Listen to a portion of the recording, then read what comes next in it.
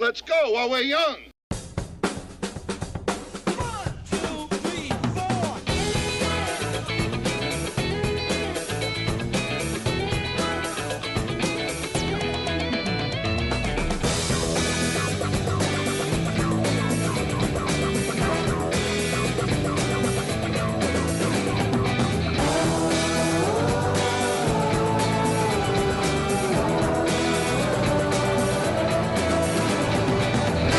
Get a drink and take a seat. Guess where you are? It's right there. You're in the back room. We're back. Had a little bit of a COVID hiccup. That's right. Death came knocking at my door. I said, I don't think so. Pow, pow, pow, pow, pow, pow, pow. But here we are. We're back. It's almost Christmas time. I, of course, am your old... Of course. The arrogance on me. Of course. Oh, of course it's you. Who the fuck else would it be? God, I stink at this. What are we, 30 seconds in already? I'm blowing it? Ugh. Anyway, I'm your old pal, Gary Williams. Something you might not know about me is that my money don't jiggle. It folds. Thanks, Internet. Hey, speaking of money and things that are valuable to me, I'm going to bring in my lovely co-host. She's the most valuable person on the show, the MVP of the show, my not-so-secret crush, your internet girlfriend. There she is, Maria Jarrow. Boom. Hello. Maria Jarrow, by the way, 11% ABV. Oh, yes. Yeah. Yes, I'm high alcohol for sure. And you know what? Let's be honest. That's probably a little low. Yeah, 'Cause, well, at certain times of the year, yes, you know, absolutely. It's the holidays. Absolutely. Right? Maria, you enjoy yourself a good spirit every now and then, right? Look how festive our backgrounds are with our trees and Yes. our lights. Yeah, it is nice, isn't it? Here, let me go to this. There you go. I got a little tree working back there. Very nice. I got a the little garland couple going lights, on. some garland there. Got my pictures of my dogs back there. This is exciting. Aw. This is good. This is everything our guest dreamed the show would be, wouldn't it? That's right. Absolutely. Yeah. Did you enjoy yourself a little nip every now and then, right? Yes, absolutely. Yeah. I am a social drinker. Okay. Yeah, it's great. This is definitely the time of year. Yeah. I like a little a little hot toddy, a little mulled wine. Hot toddy? Yeah. What's a hot toddy? Well, listen. I mean, just besides some guy named Todd that works out. Yeah. No, it's just. Well, technically, it's just hot water, right, and lemon, and bourbon. Hey. And honey. Honey. But I usually make it with tea, just to because I'm a rebel. Whoa, look out for you. And when I'm not feeling well, or if I have a stuffy snuffy, it is I'd take that over cold medicine. Did you say a snuffy? A stuffy. A stuffy snuffy. Mm-hmm. If I ever hear you say anything as cutesy and quaint as that ever again, we're gonna have a problem, Maria. Oh, we're gonna have an intellectual problem. What? I work with children now, Gary. Oh, that's right, you do. Clean, it's gonna come out, right? It's gonna. Well, and you do the show with, let's be honest, not the most mature guy on the fucking planet here. You know what I mean? Probably it's maybe like a prepubescent. Yeah. It's probably pretty. Yeah. You plateau it. Yeah. What are you gonna do? That's fine. It's okay. Yeah. I love that you embrace that about yourself. Hey, gonna say. All right, everybody, welcome to the Backroom Show Holiday Edition. I thought about wearing a Santa hat until I decided not to. Right? I'm very. I can see. Then I thought about it. Do you have headgear? I can see you dressing as an elf because you have a pixie haircut anyway, kind of thing.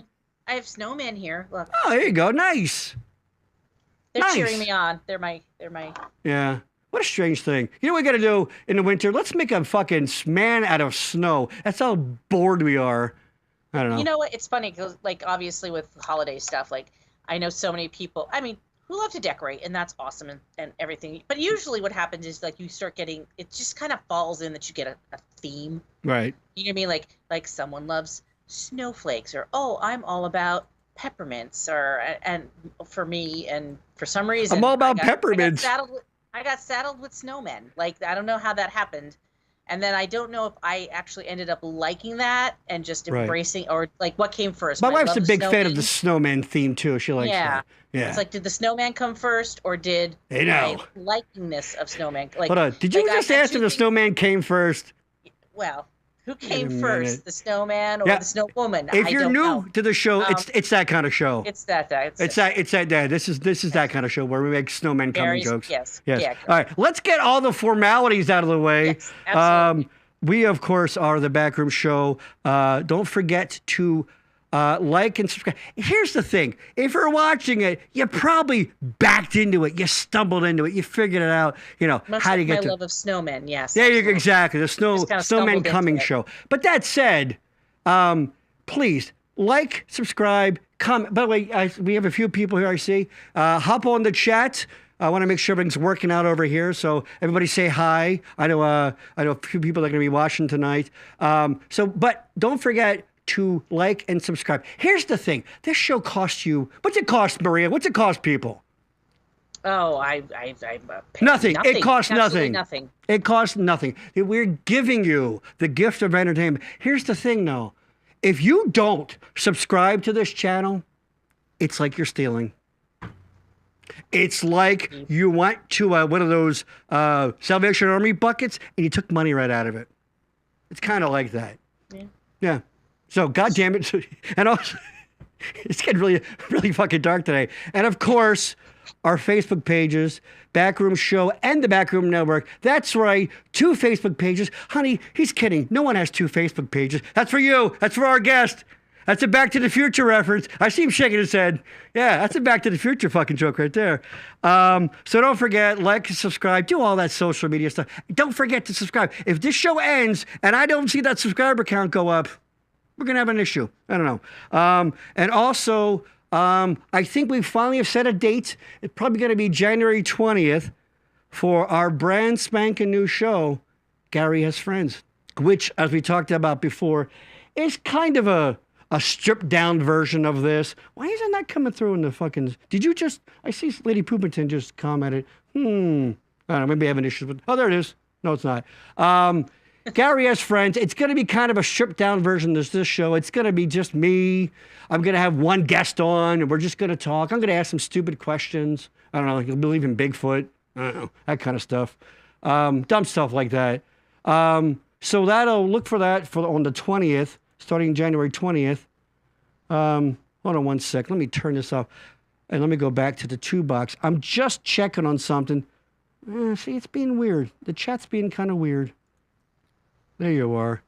I don't know why. It should be showing up here. Yes. See, it was all fine last time. I don't know. Anyway, I don't know. Chat's being weird. Anyway, so Lady Poopington checking in, saying hi. I guess that's it. We're going to talk about everybody. things we had a like... great night. That's it. We're have a good holiday. That's it. Take care. Thanks for tuning into the Backroom Show. Ba-dum-bum. The one time we're having... I want Tony to be impressed with the show here. Now we're having these technical issues with the chat, but that's okay. It always happens. If you're watching it, you can see the chat on the side there anyway. We're going to talk about our upcoming season. This will probably be the last episode of this calendar year.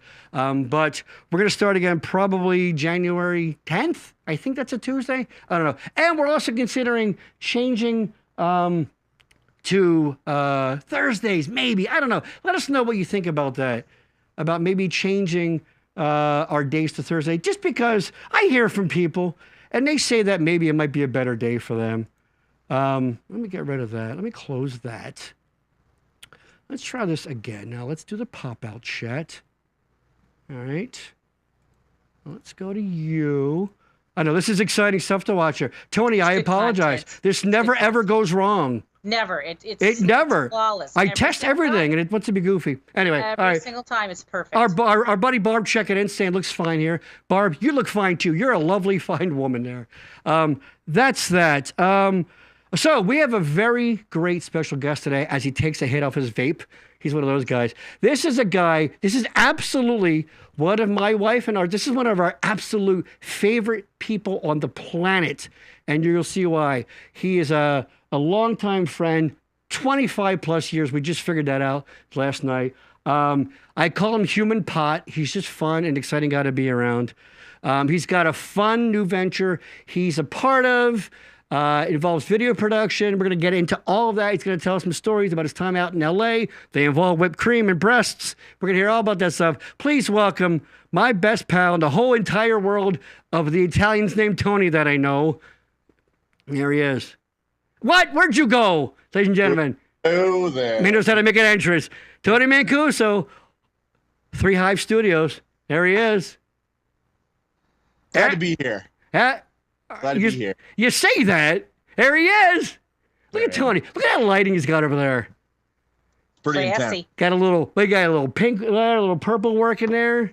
Yeah. Nice. I'm all about the 80s stuff, so I got the 80s vibes going on here 24/7. Yeah, we'll get into that. Yeah. Tony, who was actually not a child of the 80s, is more, and Marie and I would be considered children of the 80s. He's so much more 80s than we could ever be. And you know what? It's delicious and wonderful. So I feel like it's the generation after that always appreciates those times more than the people that lived it, you know? You know what? It's That's true. a good point. I like 70s music growing up a lot. You know, classic, but yeah, good fucking point. This is like the first year that I really, truly, like, it's time for Halloween costumes, and Ellie doesn't do the trick-or-treat thing anymore. She's 18, but now we're getting into Halloween parties, and they're always themed. Right. And she's, like, going to, like, Halloween Adventure, and there's a whole wall of just 80s costumes with, like, I'm like, great. Well, but they always do. They always do.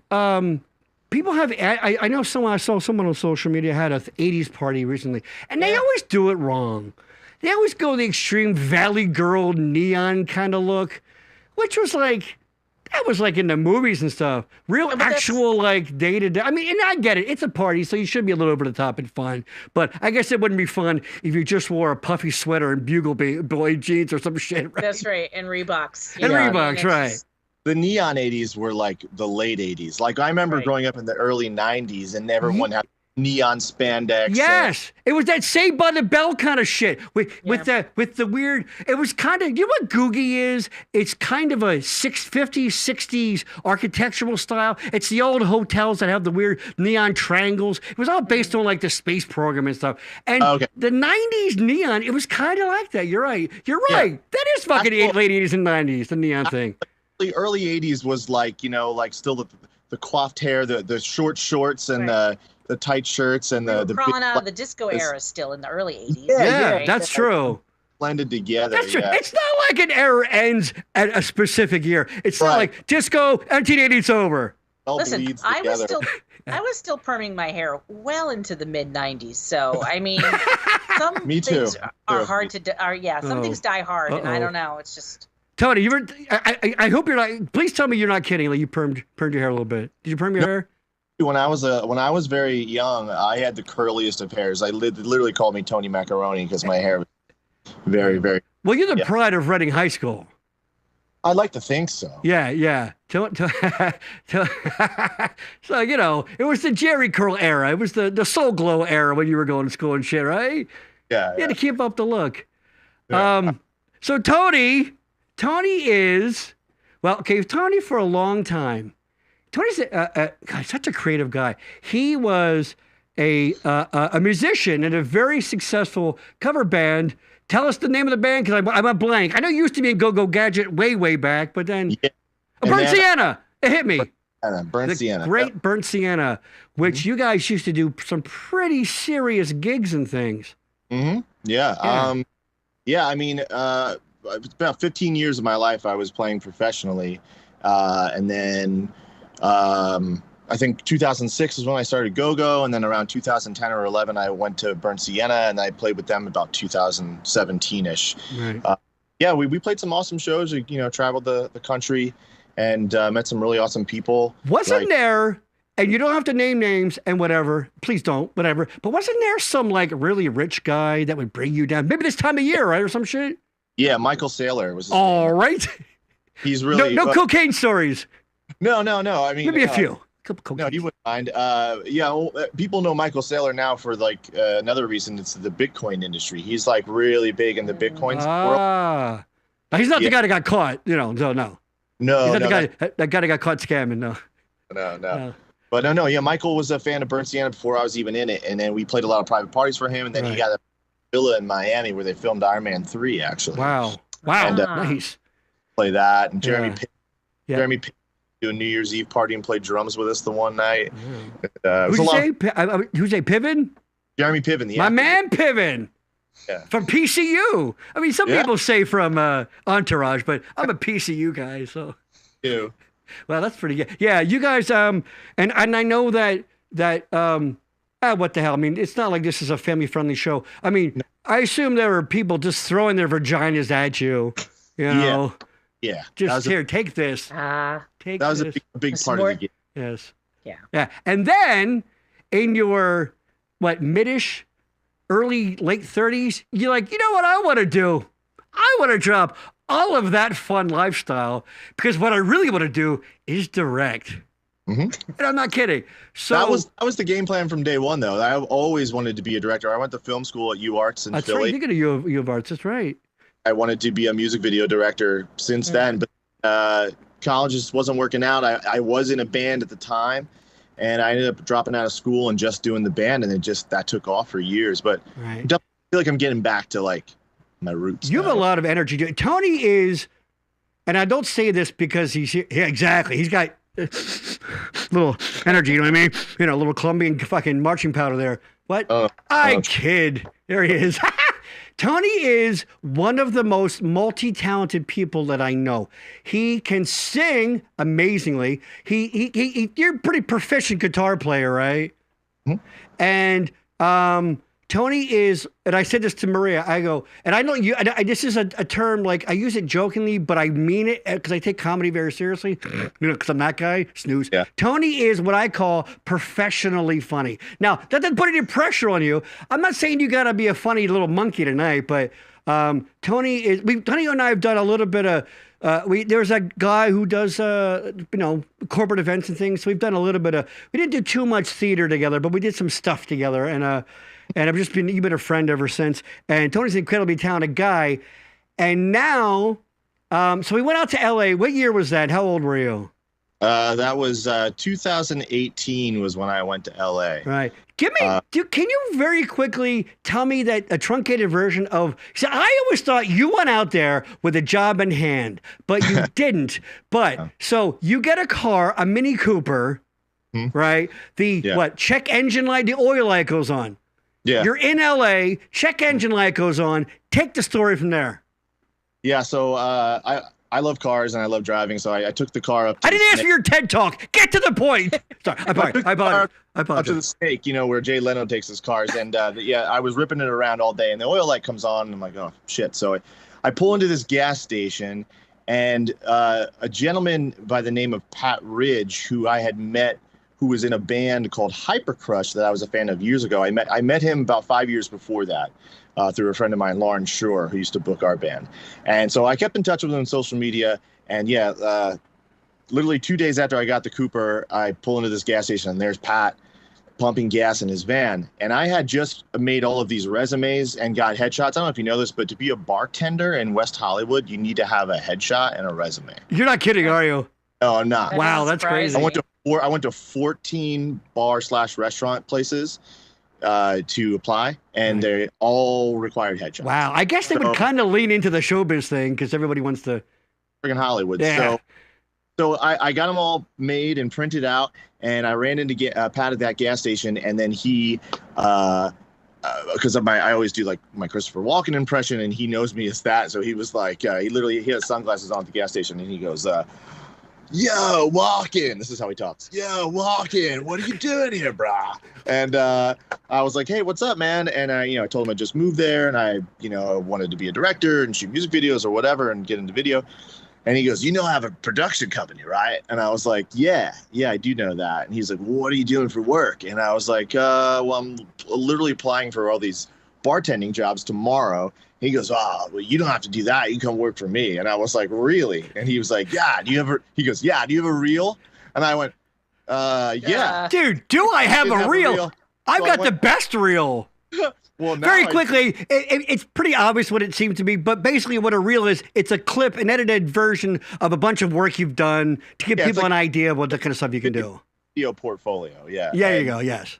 And so I said, no, I'll get you a reel. So I drove home and I put some oil in the car first. So then I drove home and I edited a quick reel and I sent it to him. He's like, that looks dope. Come by the studio on Tuesday. So I came by on Tuesday and literally my good friend of mine now, Val, she kind of like ran the show there. And she goes, all right, well, what's your social security number and what's your address? And I was like, wow, this is happening. This is happening. What? Yeah, and I was like, she's like, well, if you're here, you're hired. And I was like, what? And so the rest was history. And And some bar lost out on what could have been the funniest, most interesting bartender in the world. And I was living in West Hollywood with a good friend of mine, Jason Schlauk at the time. And do you get a nickel for every plug? I'm just asking. Just checking. No, I just like to throw out my friends. Yeah, help me out along the way. That guy, good, as you should. But I don't know if you're familiar with West Hollywood, but West Hollywood is more of the gayer section of LA. Right. A couple friends of mine, because I have very silvery, foxy hair. Gorgeous hair. Gorgeous head of hair. Good hair. A lot of people are like, you will make a killing bartending at gay bars in West Hollywood because you're a silver fox. And I was like, really thinking about that. Mm-hmm. But as we all know, that didn't happen. I ended up getting the gig with Ridge Production. And going back to what we said at the intro about the whipped cream. Yes. That was my very first gig. I'm going to pull her up. My very first gig that I had with Ridge Production was filming Bella Thorne at the Electric Pussycat Club. Maria, are you familiar with her? I was not. The actress The name Bella. is familiar. If I see the face, I'll probably. She was a big Disney chick back in the day. That's probably why I know him. Her because my daughter is 18, so she. Okay. Yes. Yeah, hold on. There she is. Yeah, there she is. Oh yeah. Redhead. Her and Zendaya, right? Yeah, with Zendaya. Yep. Yeah, they had the it was about dancing. They had dance it off, something. Shoot. Right. So yeah, so one of Tony's first gigs involves her. Yeah, so we were at the Electric Pussycat filming for her makeup line, Thorn by Bella, and the first thing I shot, we had our main camera shooting the A camera, and I was shooting the B camera, the pickup shots, and I was literally 5 feet away from her while she was putting whipped cream on her naked boobs. Yeah. That was the first thing that I shot, and I remember that moment. Welcome to show business. Well, hold on. But say what you said last night. How you turned and had a little aside to yourself. As I'm filming that and sitting right there, I just kind of like we cut, we weren't rolling, and I just kind of turned my head to the side and like looked off into space, and I said to myself, "Is this my life now? This is it. I've made it. This is it." You know, and it really was. Yeah. And then, oh my God. Here it is. My life from this point on is going to be nothing but gorgeous women with whipped cream on their boobs. That's it, right? yeah, I mean, I'll tell you what. I set the bar really high rolling into it. Yeah. That's that old saying, I believe. That old saying about something about whipped cream and boobs and something. I forget how it goes. Something like that. So yeah. Now you're back here. Well, kinda. Yeah. So now you hooked up with a few guys, and you're doing something now. Well, I'll show a graphic here. It's Hive Studios, but the overall parent company is Hive Entertainment. They're at 3hive.com. Now, give us a quick little rundown on what that's about. And Sure. what it is exactly that you guys do or looking to do, because I know like they're building and they built a big one of those infinity psychs where the floor meets the wall, and it's if you get a chance to go on Facebook, you can find them. Like I said, 3Hive Entertainment, I believe, is also the Facebook page, and check it out. We also have a YouTube page where you can see some of the progress of things. Yeah, go to 3hive.com. They have all the links and everything to all their social media. Yeah. Yeah. But no, it started when I came back last November. Jeff, my old bandmate in Go Go Gadget, he runs 3Hive Entertainment here, and it's a 4,000 square foot facility over in Sinking Spring near like Reedy's Mulch and Arborgas Transmissions. That's back in the industrial complex. But it's off 222, I think. Whatever. Yeah. Yeah. Whatever that is. Whatever. Yeah. But anyways, he's been running this space for quite some time. They've got a full recording booth and an editing space, which is where I'm at right now. And then in the back, we have like a whole sound stage and offices and like a mini arcade and all sorts of storage for all of the bands that they represent. And I started shooting videos for them while I was home for all the different bands.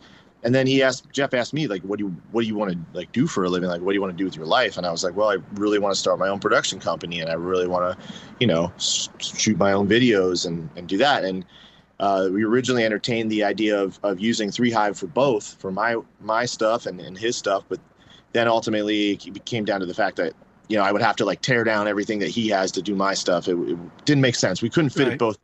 And then literally later, the people that were renting the unit next to ours, another 4,000 square foot mirror space, they weren't using it for anything, and they said, "Hey, we're leaving. Do you want the space?"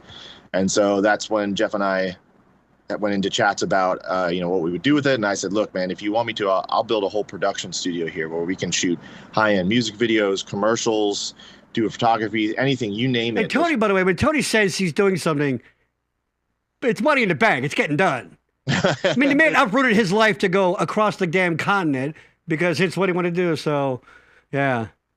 But yeah, it's going really good. I mean, it's been a bit of a slow process, but we're definitely doing it right. Everything's looking really good so far. What's the main focus of, because obviously it's not a movie studio, it's not a TV studio necessarily. Right? It's more commercial. But you tell us.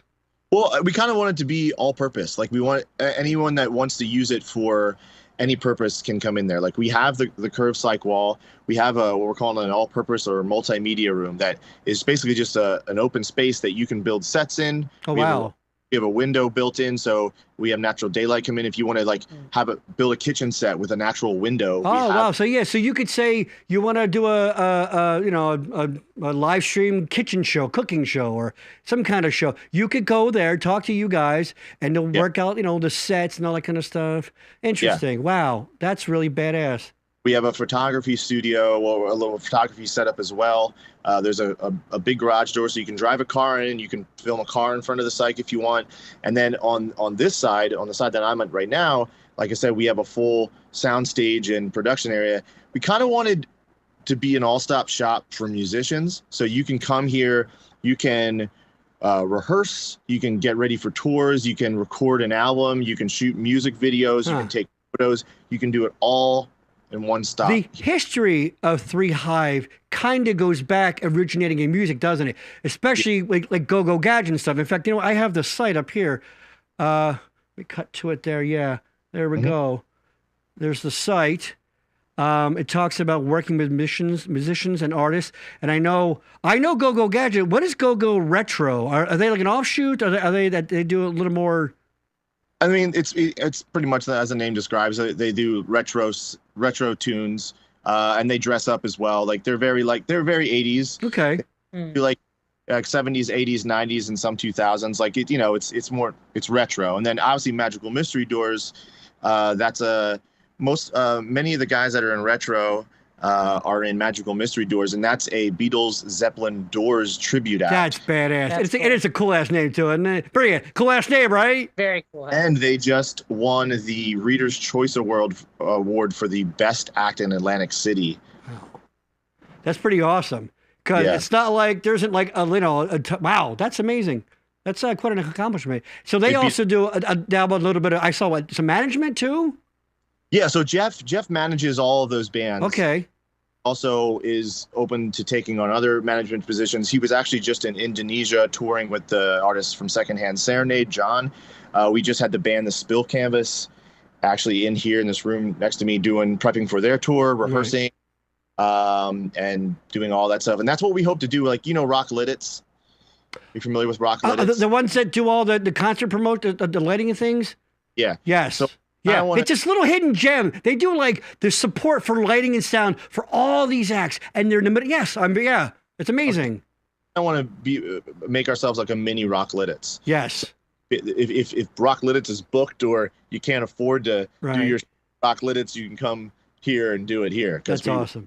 What we want to do, yeah. So you know what, so people out there watching, my nephew Jared has a band, and they'd like to shoot a video to put out there. Well, guess what? We've answered your prayers because my man Tony here, boom, at Three Hive Studios.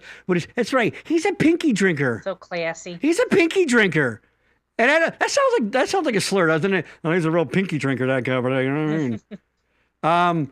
That's awesome. Now, I actually, Tony and I always, before I have a guest on, I like to do a phone call before we do all the technical setup and all that. And I actually got to virtually meet Jeff. Yes. And he was a really, really fun, nice guy.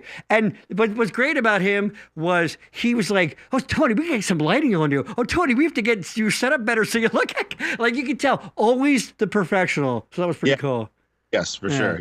And I know right now you guys are in the middle of sort of, like you said, you're building, you build up the floor, and because what's the sort of, like, where do you see it in like 6 months to a year? I mean, I assume there's got to be, some plans. Is there anybody that's already sort of pre-booked with you, or is it sort of? We don't have everything booked yet, but we have a lot of interest in the space already. We have a lot of our friends and musician friends that are like really to see the space, to use the space. We're excited to use the space. Yeah. But they also do stuff. Three Hive also does on location stuff too, somewhat, right? It's not like there's nothing going on other than the studio. No. Three Hive is constant. Jeff's a busy man. He's constantly, like I said, he's got those 3 acts that he represents and work. So they're playing every weekend, and there's full. We have we have a giant box truck, 2 vans, and a trailer. So there's always gear going in and out of here, and there's rehearsals, and it's always busy in here. There's always stuff going on. We just kind of, we're hoping to add to it and bring more people in. And if you don't mind me saying while I'm here, please. Well, one of the things that as we go forward, one of the things particularly that I'm going to be looking for is other shooters and other editors. So if you're someone in the area who likes to shoot videos and edit, I'm going to need all hands on deck. Anybody who is currently in a college program, maybe you're taking AV stuff, guess what? You're like, what am I going to do? Guess what? Yeah, you could have been watching some other podcast. You could have been listening to my brother and me. They weren't going to hook you up. No. Albright students, Penn State Berks. No. Tony, there you go. Three Hive Studios, threehive.com. Check them out. What do you your focus is mainly on things like music videos and things like that too, right? Because you are very musically inclined, and it's sort of one feeds the other in your mind, doesn't it? The visual feeds the music, and the music feeds the visual, right?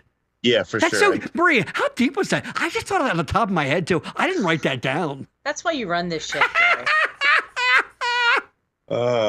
That's why this is your baby. But yeah, no, go ahead, Tone. Answer that pretentious setup, please. Yeah, no, I definitely get all of my inspiration from music. That's how I always wanted to be a music video director. But yeah, I don't know. I want to try all sorts of things. I really want to do like narrative driven like commercials and all sorts of just ads and promos, and I think that's creative, basically. But yeah, I'm really stoked. I'm really stoked for the space. It's been going really well. Tony's dad is a musician too. Yeah. He was a long time in this Berks County area. Well, his dad's name is Sam. Sam, what's the other guy's name? Sam and Dave? Sam and... Oh, no, him and the guy that, the Sam Jam? Yeah, the Sam Jam. What's the other guy's name? Frank and Sam Jam. Frank and Sam, yes. And it's funny, Tony's dad... You wouldn't necessarily think Tony's kind of tall and lanky. His dad's a little more stocky and strong. He's like a black belt in karate too. I always tell people that my parents, like, I am a complete genetic split of my parents. Like, I have all of like the personality and the talents that my father has bestowed upon me, and I look like my mom. Yeah. My dad is short. He's muscular. He's got dude. Jet black hair. Super nice guy. But also looks like the kind of guy like don't fuck with him on the bus. You know what I mean? Like that kind of guy. Like you just know you're walking out, you're gonna get your ass handed to you. But he's a super nice guy. But don't push him, right? Absolutely. Yeah. He's a gentle giant. And Tony, and we don't have to go down this path too much, but something I've always admired about Tony is a real softy about his grandmother. Like he used to make these fun videos with her and stuff like that. And Tony's like a really sensitive, like caring family guy. For all his like rock and roll like lifestyle guy, he's like this real tender, loves his family kind of guy, which I find kind of off-putting and disgusting. But whatever. Wednesdays with Mum. There you go, Wednesday with Mum. So we're gonna jump to a. We got my man Chris Herder checking in saying, "What's up?" It's not things. The chat's being wacky today. They're not coming through for some reason. God damn it, that sucks. Hold on, let me double check something here. No, they're just not coming through. I don't know. Of course, any other week I got Tony here now. Usually we can show the chat and the thing, but oh well. It's probably good. Hey Tony, just let him know that shit goes sideways. It all does, the time. man. It does. I mean, what are you gonna do? You can plan for everything. What are you gonna do? Something's gonna happen. But my man Chris Herder checking in. Hey, there's Patty too saying, "Hey kids." Chris Herder, who of course we will mention him soon. He is the owner of our great sponsor, Exeter Gutter Cleaning. Fresh off hip surgery today. Wow. This man works his ass off so much. Chris is probably actually, it sounds 48. Like he works his hips off. 48, something. He's not an old guy, but he works his ass off so hard for you, Joe and Joanne customer, that he had to get his damn hip replaced. So he's in the hospital. He's hoping to come on tomorrow. So I saw he's already up and you already got him walking, that kind of stuff. They will. They'll get you. Like you will come out of anesthesia kicking ass. So we love you, Herder. How you doing? How you feeling? There you go. Good? Okay. Yeah. No, you can't have any. No. You have to be on a liquid diet until the anesthesia. I don't think so. Out of your system, and then they're like, okay, is that okay? All right, get up. Come on, we're walking. Yeah. They do not. They want to get your ass up. They want you up and moving because they don't want you to get pneumonia, and they want that hip to start moving as soon as possible. Okay. Plus, they want to get your ass out of the bed so they can put another person in. This is probably so. Still shout out to my man Herder. You want to get the hell out of there and get home as soon as possible. Get the hell out of there. It's Christmas. You want to be home with your family. That's right. All right. So speaking of that, Merry Christmas, Happy Hanukkah, whatever you celebrate. Here at the Backroom Show, we don't care. Merry everything. Anything you want, as long as it's consenting adults. For the rest of us. If you celebrate, I don't know, Dana DeVito Day at your house, or there's a whole Dana DeVito Day, we don't care. That's it. Yep. As long as you're not doing some weird, freaky shit that hurts people. But, and even then, depends on who it is. There are a couple of things we wanted to talk about generally. You know what? We pretty much, we don't get too political on the show, but you know how we feel about things. You know, Maria's a little more left, liberal, understand. I'm the crazy libertarian who, what all that kind of stuff. But I think we can all agree that our 45th president is an interesting guy. And you may have heard in the news that he had a big announcement. A big announcement, Maria. Yeah. Big announcement the other day. Huge. And people are like, what's this going to be? Is he going to announce a VP candidate? Is he going to say, fuck this, I'm going to run, third party? Something. Nope.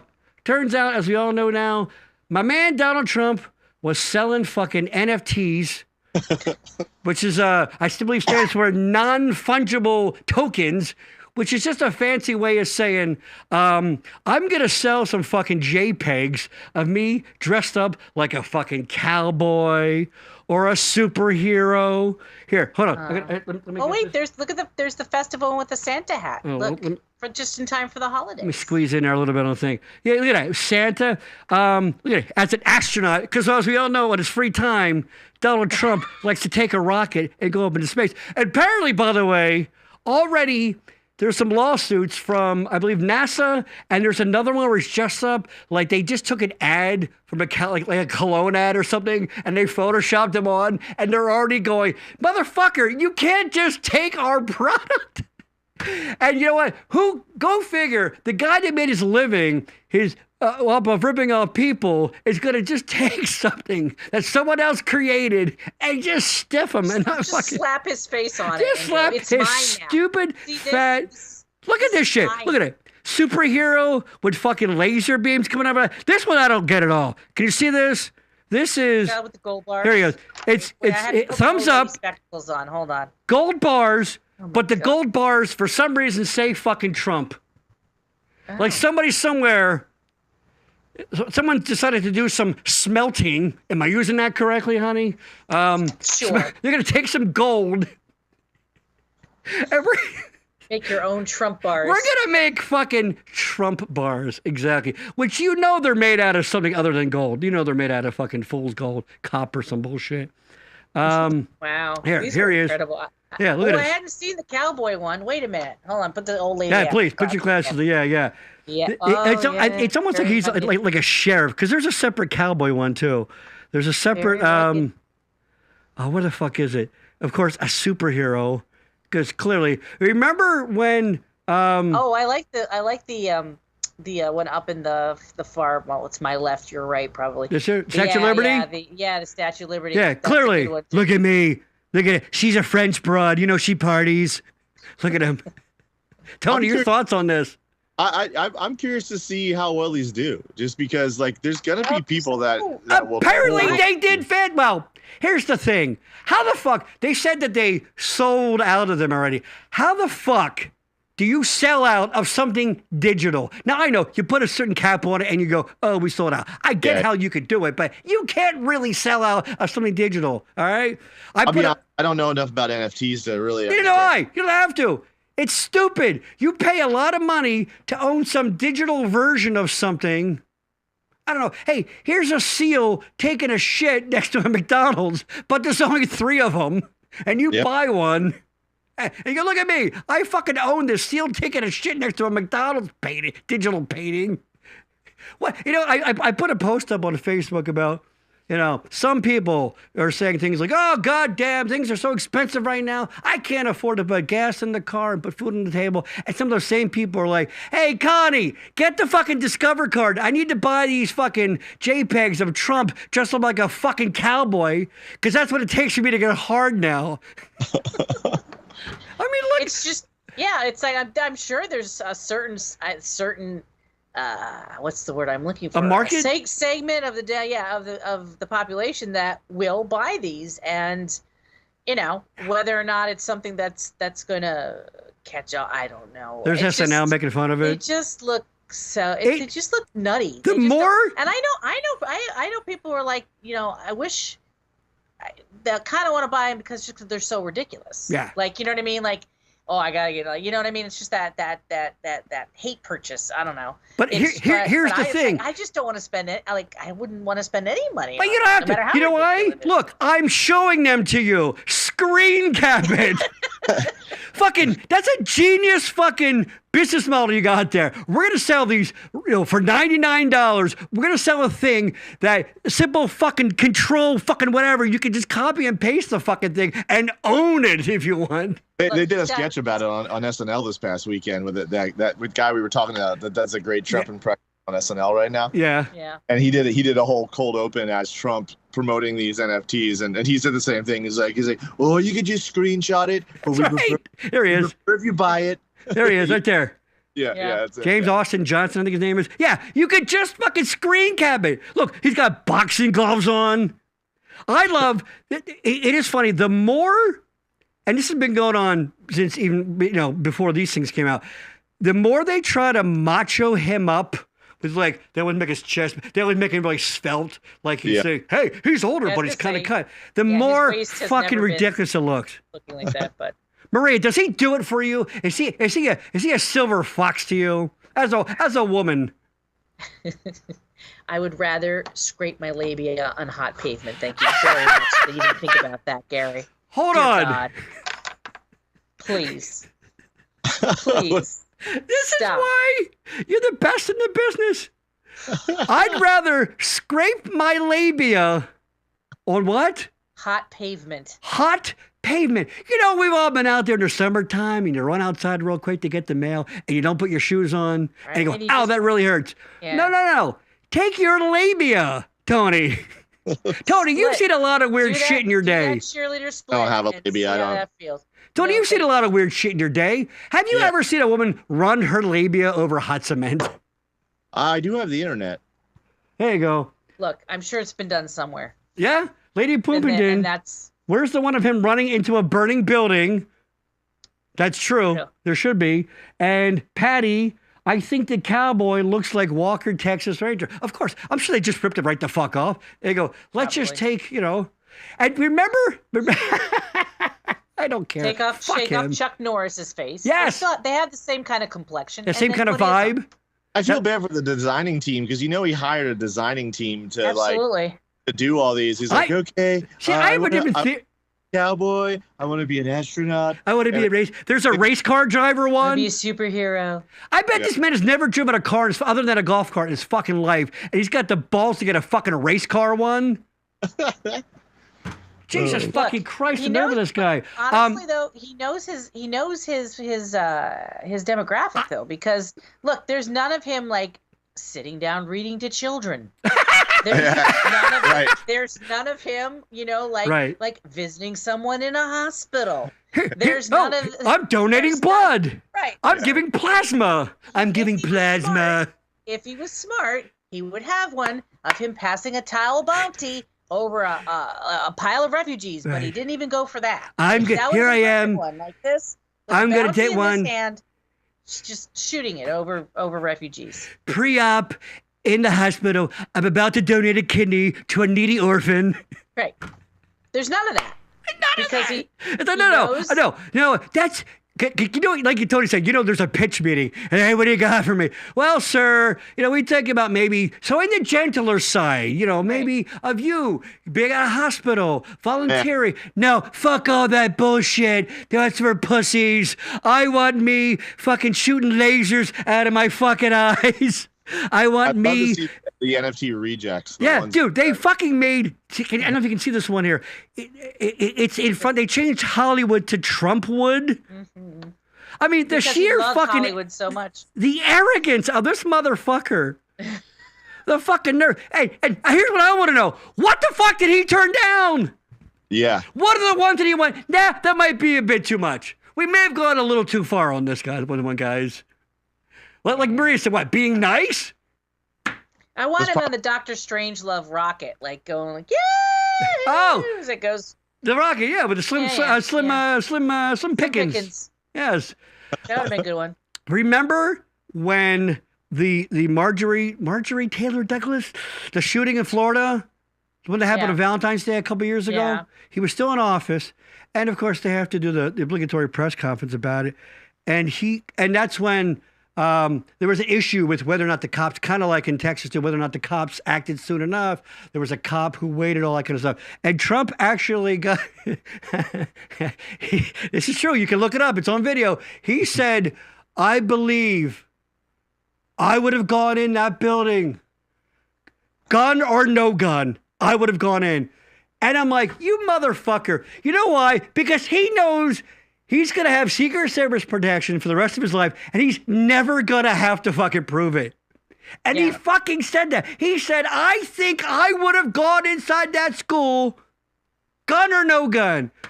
And you know what? There's probably somebody turned to his friend Tommy and go, Tommy, you fucking hear that? This guy. You know what? I fucking believe he would go to fucking. He would go to fucking. Who believes it?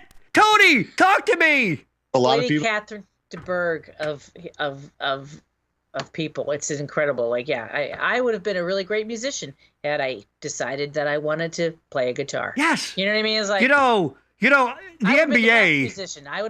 I could have shredded that guitar if I chose to actually learn how to play. Is the NBA looking for 51-year-old short pudgy guys? Because I think I can make the NBA. I don't have to ever prove it. I can just I'd probably dunk that ball. I'd be dunking on net, basketball or no basketball. I would dunk. I don't need, you know what? I don't even need a basketball to dunk. Yes, Barb checking in. I had no idea. I don't know if you've heard yet. The chat's being goofy, so I gotta read them. I have no idea these existed. Yeah. This is 100% real. He really put these fucking, and apparently they sold out. Sold out. So there you go. Fucking gold bars. I mean, that's money in his pocket, man. He's not. Of course. He's got a campaign to fund, man. Yeah, wink, wink, you can't, wink. You gotta make your coin however you can. They will buy anything. And you know what? You can't even say he's scamming in the sense, like, they're like, here's a product. Do you want to spend money? And enough fucking Maynards were like, yeah, I do. Yeah. Honey, get the Discover card. What about the fucking, hey, don't argue. This is an investment, honey. This is an investment.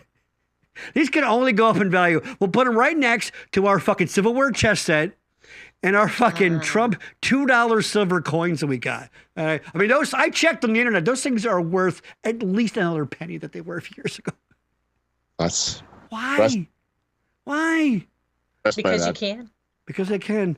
All right, I had to get off my fucking chest. When I saw that, it's one of the most ridiculous, embarrassing things. I think, I don't know. It's just, what a I always say that Doc and Marty didn't fix the fucking timeline. Because we're in the stupid. We hit the stupid.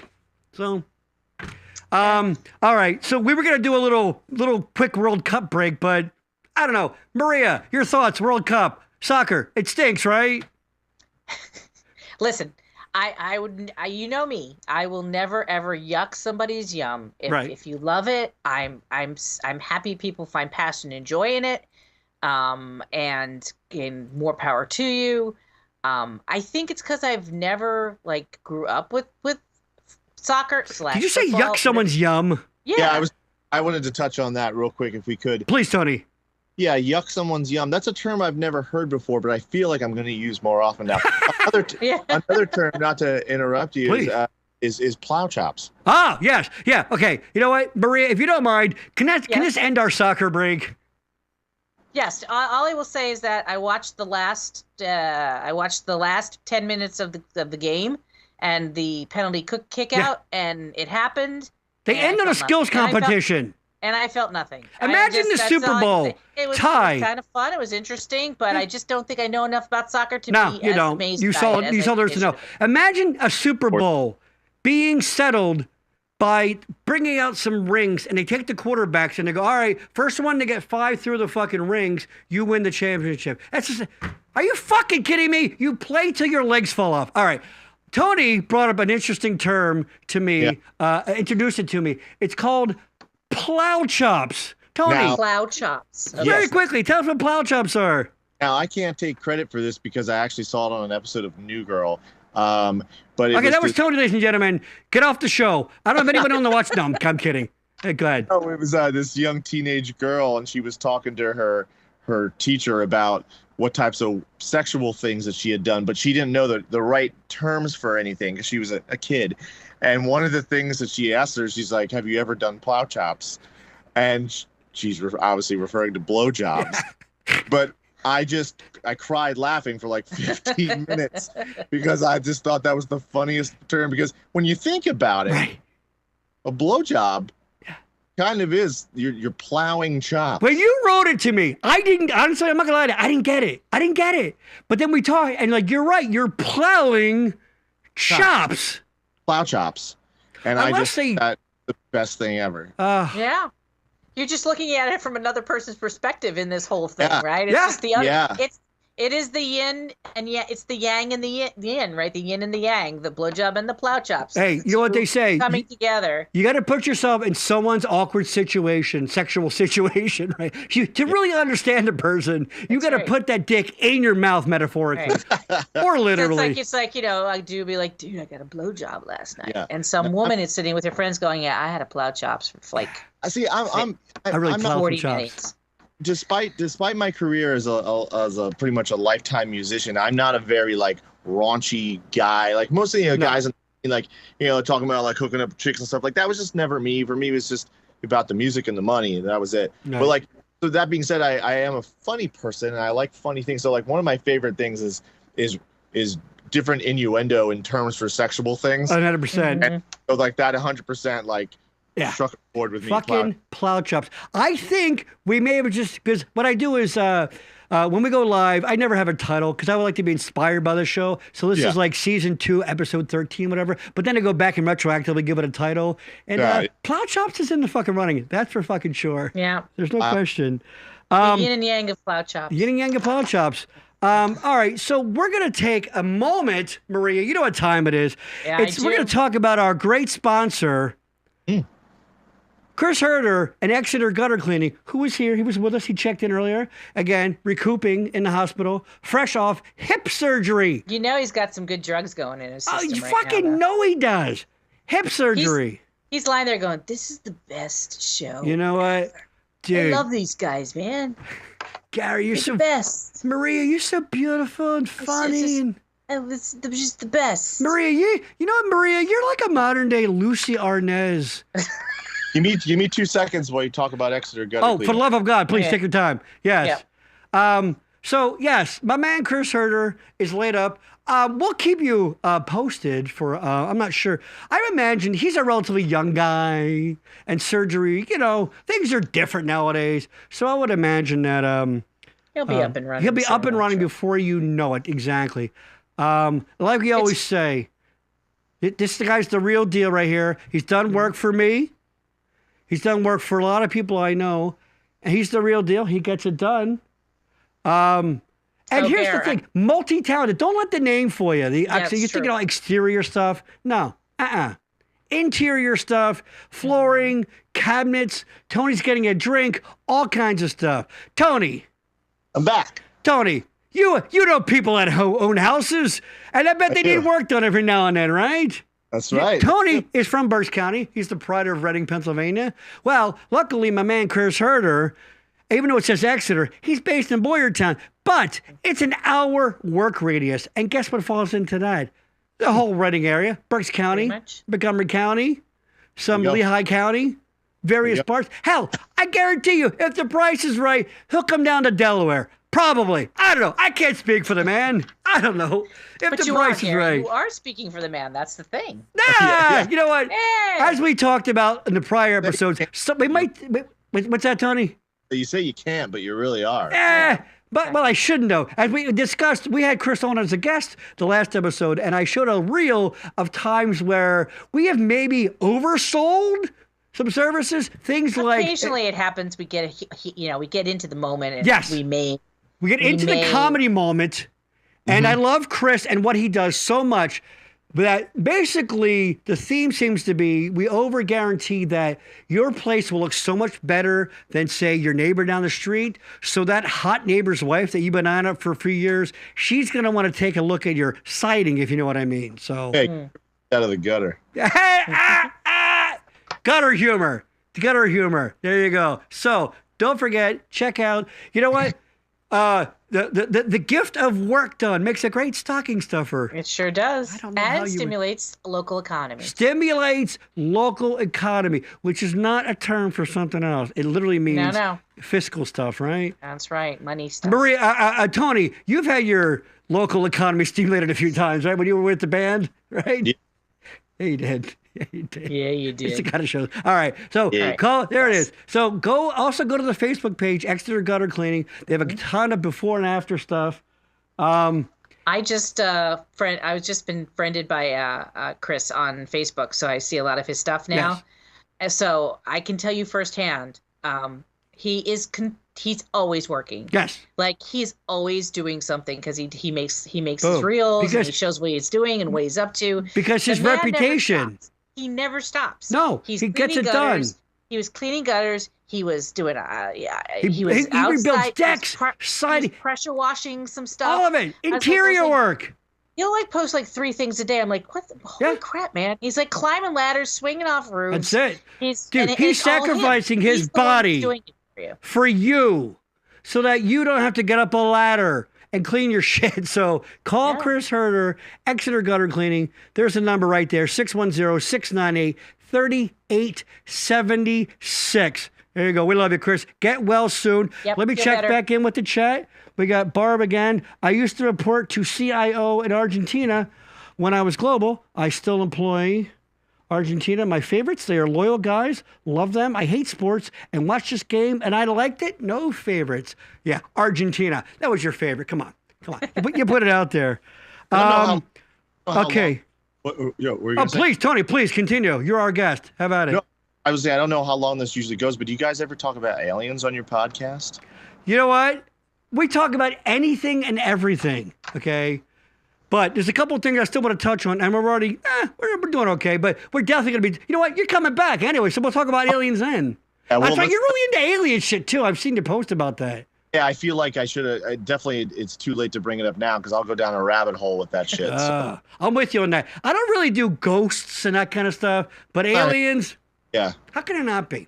Look at it, fucking infinitum. What, of space, how can it not be? Do you think this is it? You think that, like, they settled for us and they go, yeah, you know what? You know what? That's it. We don't you think, like, the pinnacle of fucking creation in the universe is Nathan Lane? I don't know why I picked him. I like Nathan Lane. But I'm saying, there's much more, One of my favorite L.A. moments, actually, well, it wasn't in L.A., it was in Palm Springs, was talking about aliens with Playboy model Bianca Richards. And that was a fun thing. Me and my friend Tina Louise, she's a photographer for Playboy. Her name is Tina Louise. That's the name of the actress who played Ginger on Gilligan's Island. It's true. The only one living, but go ahead. But yeah, she's a photographer for Playboy, so I shot a lot of behind-the-scenes footage for her for quite a few Playboy models. And one of them, Bianca Richards, was also very much into aliens. And we spent some time at an Airbnb in Palm Springs and had a really nice interview about aliens. It was really awesome. It's good stuff. Yeah. Barb checking in saying, new show, let's do E.T. Yeah, I guess so. We could.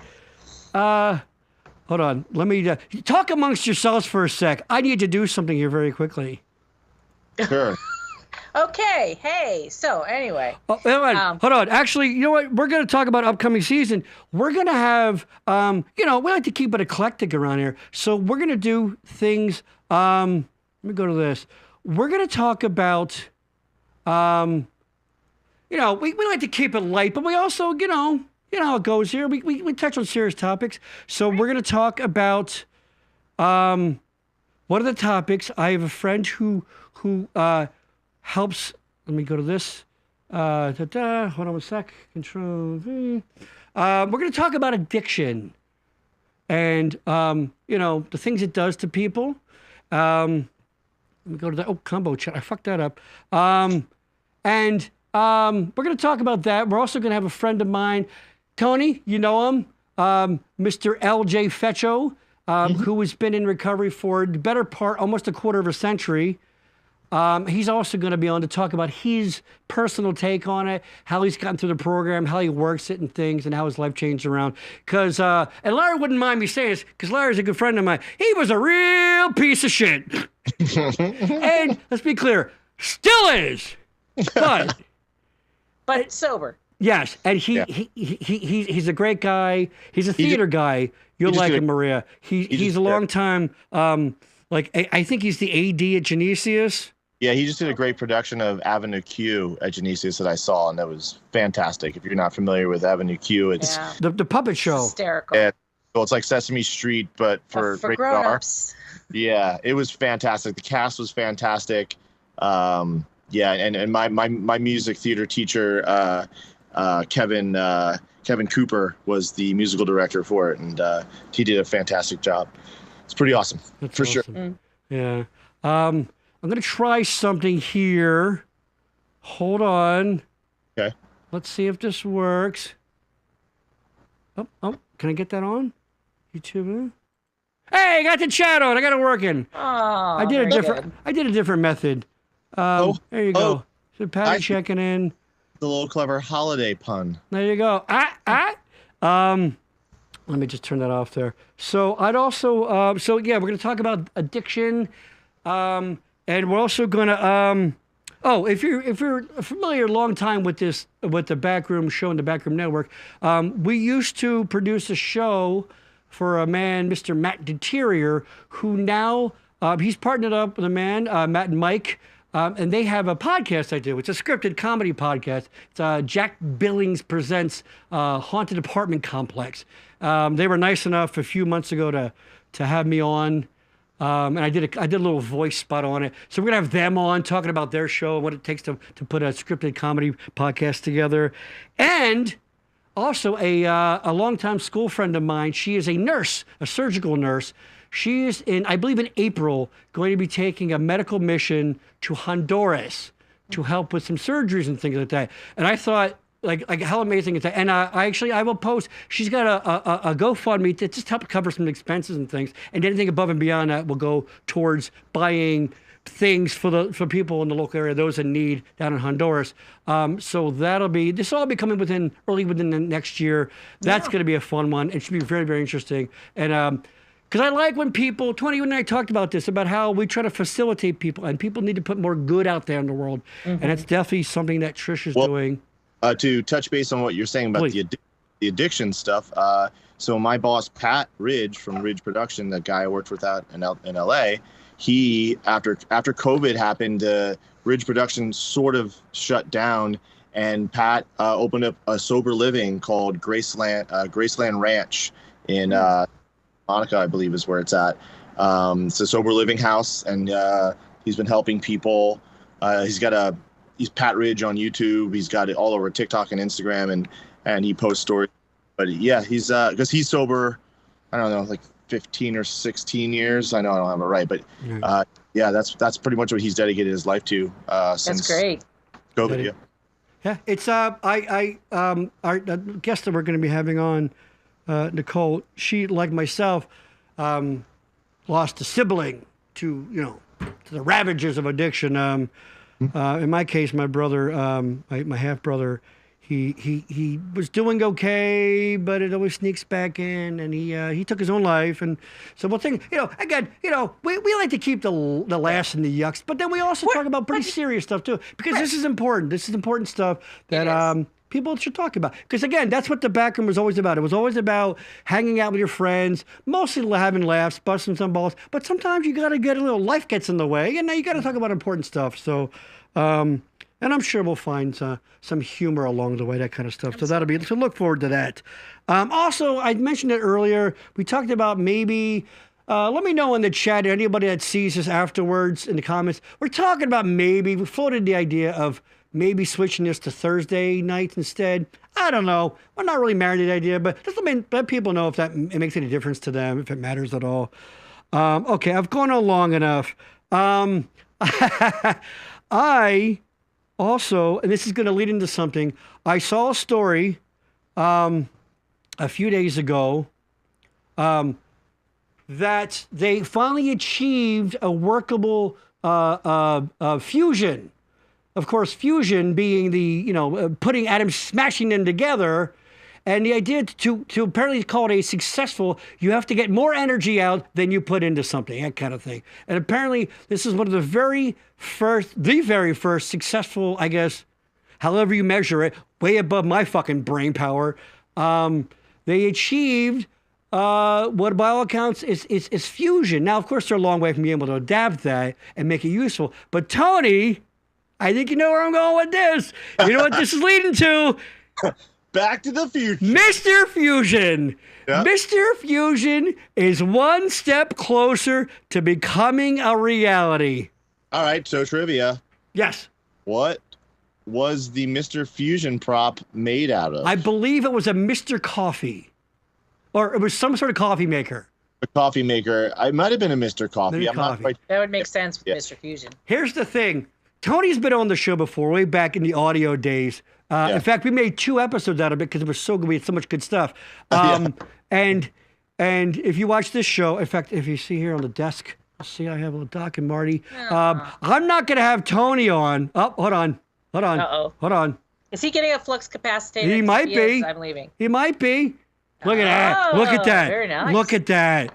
It's the fucking DeLorean. That is beautiful. Wheels down. It lights Very up nice. when you plug it in. Oh, that's fucking gorgeous. Wow. So I'm not going to have Tony on and not talk about Back to the Future a little bit. Now, I'd like to pick something specifically. By the way, we can all agree, I think, the greatest movie trilogy of all time. Some people might say The Godfather, but guess what? Those people would be wrong. We all know that it's Back to the Future. Now, when we do talk about Back to the Future, when Tony, either on the show or just, when we're having a chat, I'd like to hone in on something specific. So what I'm going to do this time, all right? And actually, this might be a fun segment to do because this is about a plot hole. Because everyone knows exactly, everyone knows that no one can tear a movie apart like someone who loves the movie, okay? Here he is. That's right. Where he's going, we don't need roads. So, Back to the Future 3, okay? Major plot hole. Okay, ready? Yeah. There are 2 DeLoreans in 1885.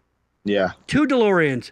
The one that Doc wraps up and leaves for Marty to discover in the cave, and of course the one Marty picks back. Now, Marty, of course, can't get back. Oh no, he hit a rock. He busted the gas tank. They need gas to run the car. Well, guess where there's a working car with a working gas, full of gas, right? Tony, your thoughts go. We've been lied to all these years. Look, I'll say this. Since my love of Back to the Future and all things science fiction and time travel, it's really, really hard to do a time travel movie without any loopholes, just because paradoxes and things. Yeah. Things have been like the whole thing about the changing the skewing off into a parallel dimension and stuff. I love all that stuff. Huge time travel fan. Yes. Yes, there's tons of holes in Back to the Future. Does that make me love it any less? No. No. Maria, how do you're a gamer. Do you also veer into the sci-fi? Do you like I wouldn't call myself a sci-fi nerd, but I'm very niche about time travel. I have this Primer. Do you know Primer, Tony? Yeah. It's this little indie movie. Trust me, anybody, watch it. You might have to watch it a couple times though. It is one of the most realistic science, real sciencey kind of time travel movies ever, because it's not real fantasy-ish. It's real almost kind of like bland in its like approach to the science of it, but in an interesting way. So are you sci-fi-y, Maria? I'm gonna put myself out here, Gare. Okay, and right. I don't want judgment. Yeah, please. We're all friends. We're all friends here, and I don't want vitriol. We're all friends here. I'm speaking my truth. Right. Right ahead. The platform is yours. Okay. I have only seen the first Back to the Future movie. Well, you know what? We'll be looking for a new co-host. That was Maria Gerald. Take care. I had a great ride. I had a great ride. Thanks for watching the Backroom Show. We'll be taking, send in your sizzle reels. Send in your reels. Get your reel together. Send it to Gary. You are a woman Tony, this might be your opportunity, right? Here it is. Jump right in. Because this is what he needs. This is what he needs in his life. Move the cube 1 over, and he could just slide me out. That's it. Yeah. You are a woman of a certain age. I'm going to say. know. You're like me. You're north of 50. Right. I'm just barely. You're what happened? I am more north than you. You haven't seen the other Back to the Futures. Okay, I haven't no big seen whoops. 2 or 3. But I've seen one many, many times. But are you into other science fiction-y things like that? I mean, I don't know if you consider Star Wars science fiction. It's more science fantasy. I'm a very big Star Wars fan. Love the Alien series. Oh. Like I dabble into the sci-fi area. I don't not with a lot with time travel though. Now that I'm thinking about that, when I'm thinking about things that I've watched, and I like the idea of it. I think it's cool. I thought Deadpool I would go 2 back was and pick a fun. new co-host. Right. I love Deadpool. Like I like Oh my God! I didn't say name everything you've ever seen. No, but I'm saying in Deadpool 2 at the very end. I when he didn't has see the it time yet. travel, I'm waiting to watch it. I've been busy.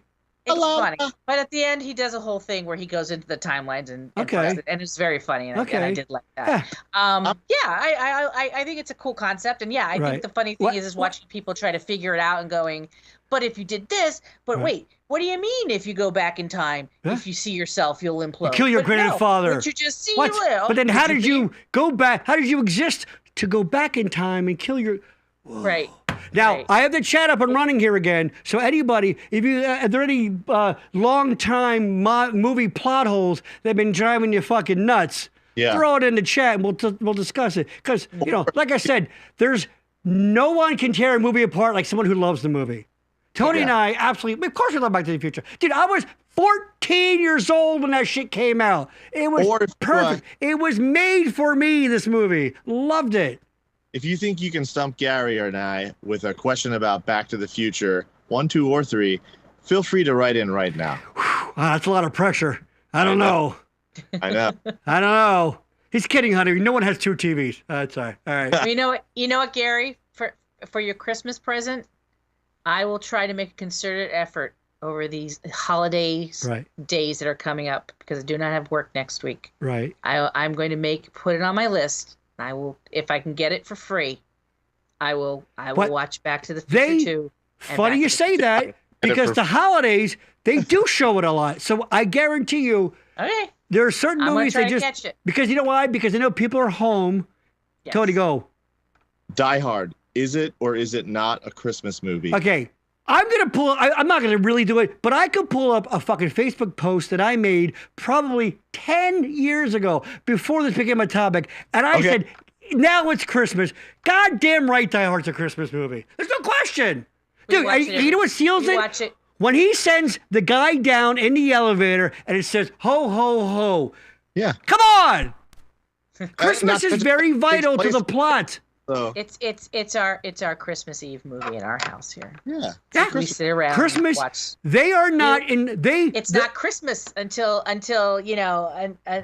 Hans falls. There's a thing. There's an advent calendar. Have you ever seen it?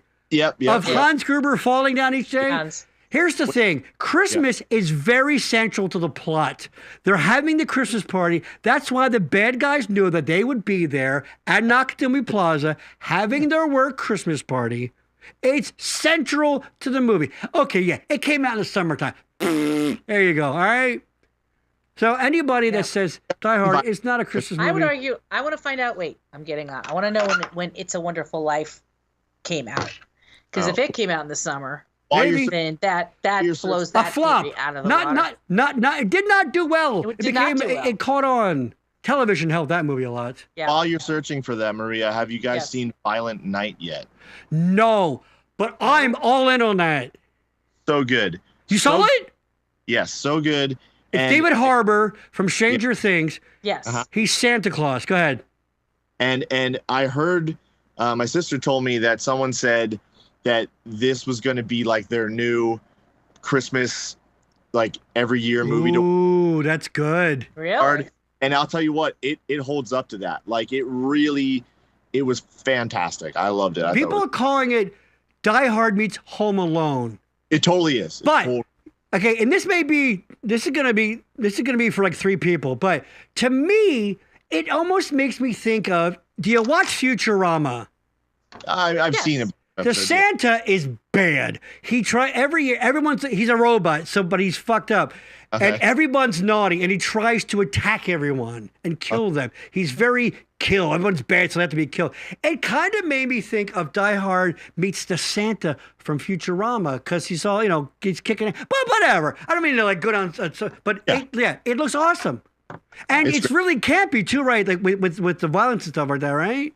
It is. It's just Die Hard meets Home Alone, if maybe with a little bit of a Tarantino spin in there, because it's really gory. Oh, I like that. Yeah, but it is campy and it's funny. There you go. Die Hard, Home Alone, directed by Tarantino. Exactly. Which means it's got to be a couple shots of feet in it, right? Because the guy loves fucking feet, apparently. So.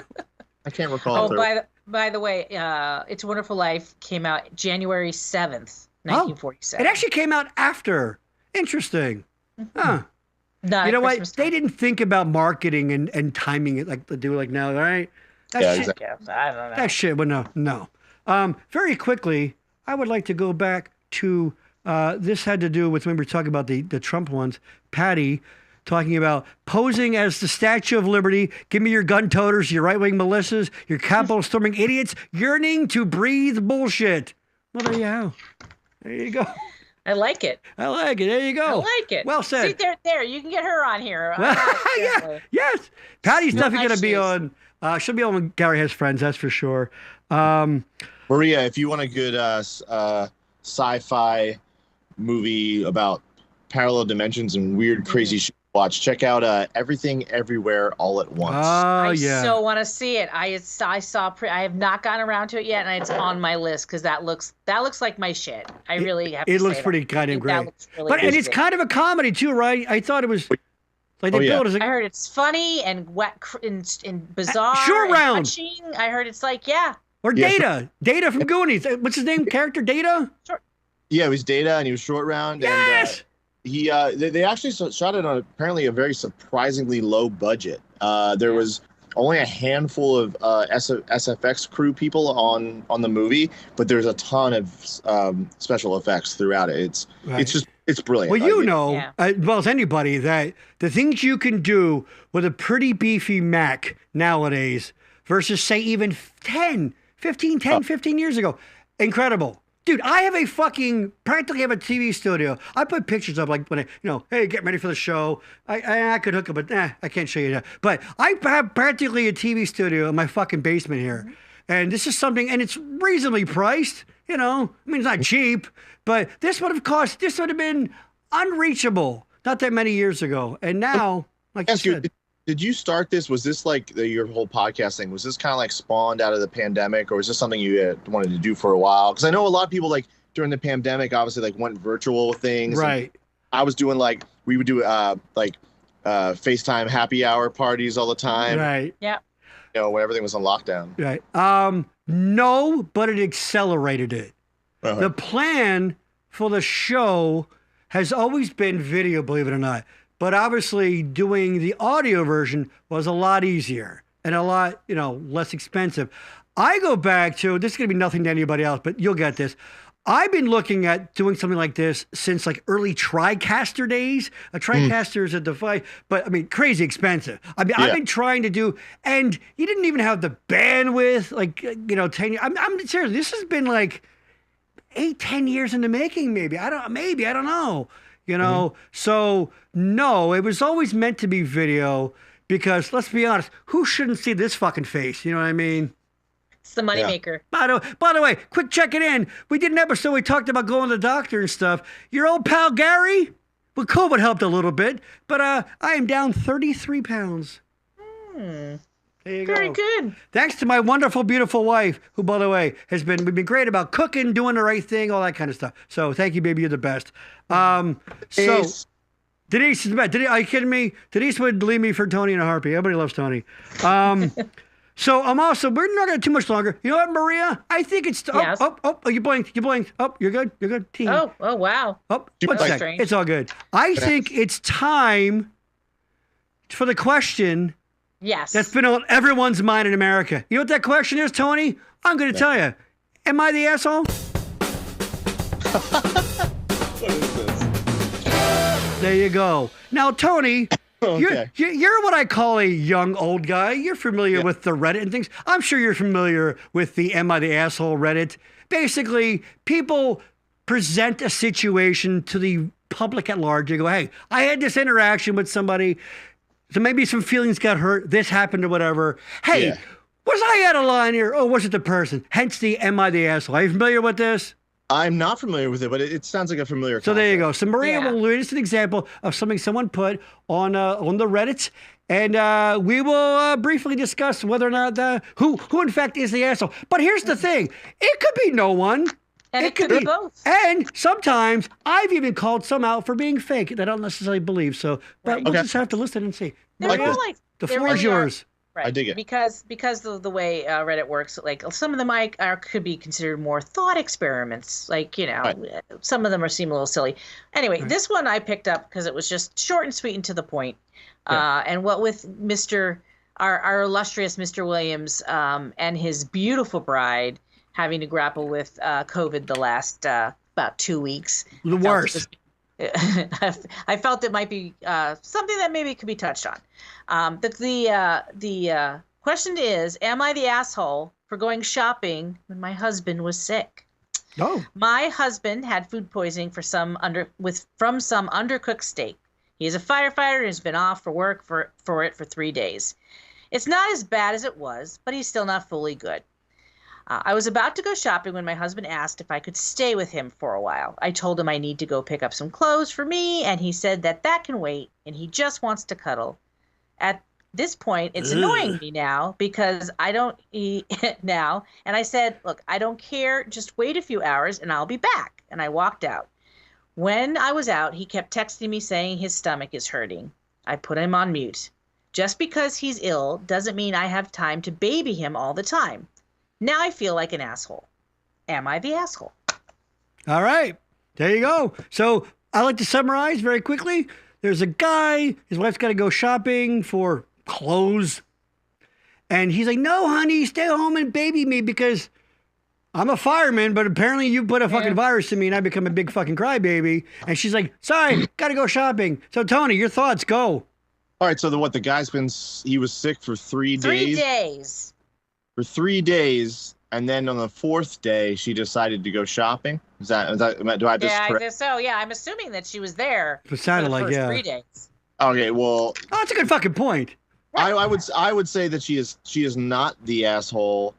I think that I've had food poisoning several times in my life. I eat a lot of weird shit. You do. That's a whole other show. You fucking do. I do. I eat a lot of weird shit. And I eat a lot of questionable things. The refrigerator. My sister's always just like, I wouldn't eat that. I wouldn't. I'm gonna eat it. And so yeah, sometimes, excuse me. Sometimes I get food poisoning. But that being said, I've never had food poisoning for more than 3 days. Yeah, and I don't. Yeah. My tummy hurts is not. I don't think an excuse to keep your wife from, letting her go shop. I'm a little sore in the tum-tum, hon. Right? Yeah. Well, and I'm sure I've had food poisoning myself, but I've also had stomach bugs, which kind of feel very similar. Yeah. When I've had a stomach bug, the last thing I want is someone cuddling me, man.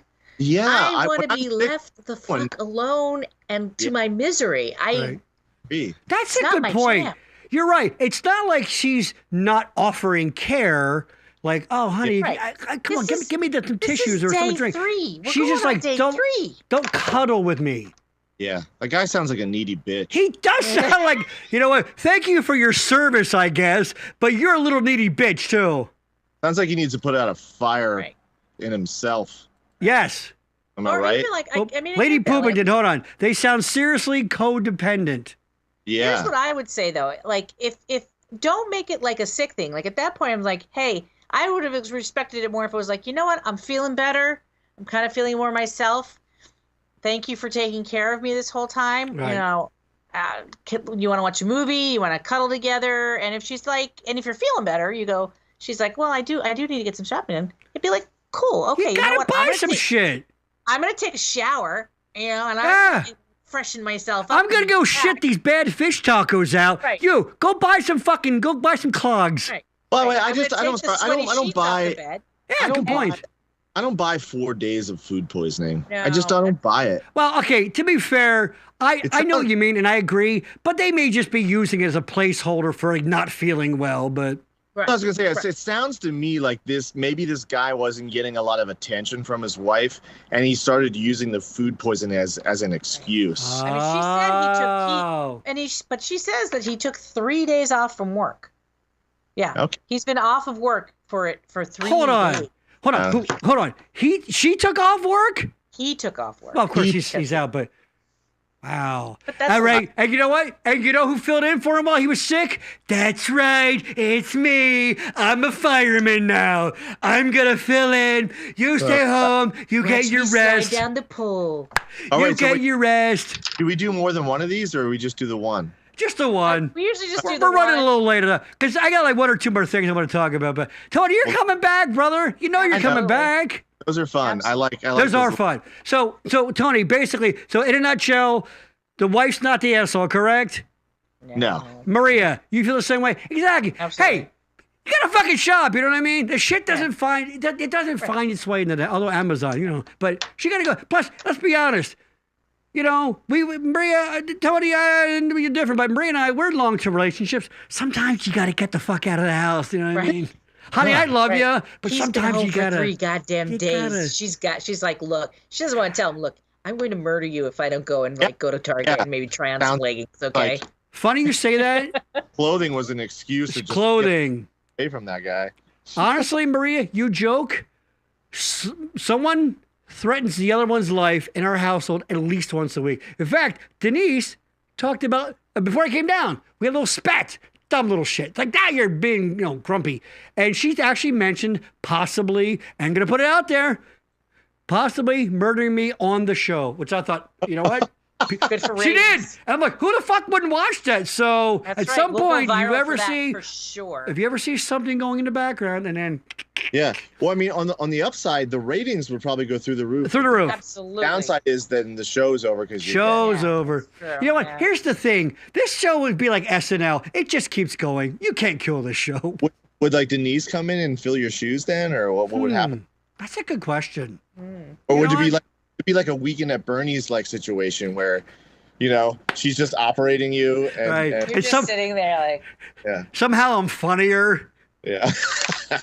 They go, man, Gary, you've really upped your game lately. You're doing a lot more physical stuff. Absolutely I get it. I don't know what it is about you these days. I get why you want to do video. You're very physically funny. Yeah. That's fucking that. All right, so getting near the end of things here. I'm thinking about Maria. We can talk later. You don't have to commit to anything. I'm thinking about popping on New Year's Eve for maybe not on here, maybe on Facebook. Because I don't do anything. I'm staying the fuck home. I'm not even drinking right now. I'm coming up on 2 years. Yeah. Whatever. So I don't know. We'll talk if you can. If not, Tony, I don't know. What are you doing New Year's? I don't fucking know. And let me know in the chat or in the comments on Facebook and stuff if you're just sitting around the house. Because I might even have people that call in. We can call in through Skype and people can pop on. I love that. It might be fun. But I love when you put the questions up from the people on the screen. That's awesome. That's cool. But the chats? Yeah, the chats, that's great. Yeah, it usually works a little bit better. Too. I had to do an old method. Thank God I still had it set up.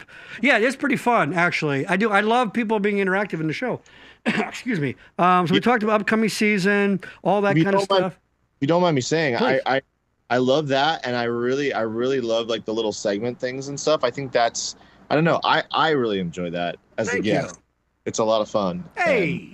Yeah. Let me tell you something. I'm thinking about doing a thing where I got this cool sound where Gary, remember when Maria, we touched this, where Gary breaks it down and then we'll just. Now it's time for a breakdown. So there you go. I'm going to break something down for you. Now it's time for a breakdown. Anybody in the chat, name, Denise, you're not allowed to. Name the song that's little. Here, one more time. Let me talk. Now it's time for a breakdown. Name the song, I believe a 90s song, a pop song that little clip is from. It's from a song, believe it or not. Never gonna get it. God damn it, Maria, that's correct. Never gonna get it. En vogue, never gonna get it. That's it. Now it's time for a breakdown. Which, by the way, has a dual meaning. If, let's be honest, sometimes, you know what I mean? All right, so I'm also not gonna have Tony on and not talk about impressions. I've told you, Tony is a multi-talented man. All right, he does a Shaggy. Good for you. I don't care. Not Scooby-Doo Shaggy. The wasn't me Shaggy, but the fake Jamaican Shaggy. Fake Jamaican. That's right. Tony does. If you've listened to the show before, he does what I consider to be a professional Vince Vaughn impression.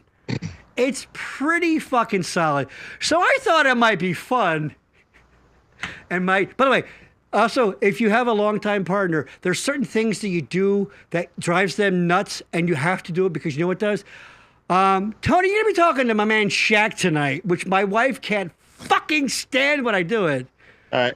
So, Shaq, hey, what's going on, Vince? Hi, buddy. You're doing all right there, buddy? Look, Shaq, I got to be honest with you, okay? I think you're a fantastic basketball player. Get it right. But you dunk. I think you're a really tall guy. I think lots of kids like you, and I think that's great. Let me tell you something. All right. I'm going to introduce you, Vince. I'm going to introduce you to the lucrative world of commercials. I will literally endorse anything and anytime. Hold on one sec. Hey, are you running low on ink cartridges? Well, here's what you do now. You know what? Try the new Shaq pepperoni. And if you got a sore shoulder, well, hold on. Anybody, anything, anywhere. I will. Hold on one sec. What we got here? Come on down to Cletus's house of Confederate hats. That's right. Cletus's hat, home of what a gentleman coming in here. Hank's store of tiny clothing. Come on down to Hank's store of tiny clothing. I'm Shaquille O'Neal, and I endorse. I'm not only spokesman for Hank's tiny clothing, I am a customer. All right, Vince, go ahead, baby. What do you got? Dude, that motherfucker will do a commercial for anything. I can't. Sorry, I gotta. You're talking about shoulders. You're talking about pepperonis. I can't tell what that advertisement's for. You know what I'm trying to say here. I think maybe you just try to narrow it down to one thing instead of talking about pepperonis or shoulders. Just talk about like orthopedics or something like that. Maria, isn't that fucking amazing? It's very good. It's fucking amazing. That's all I'm trying to say. I like. You're a great guy. I just think you need to take your advertising and narrow it down a little bit. That's all I'm trying to say. No, I will literally endorse anything.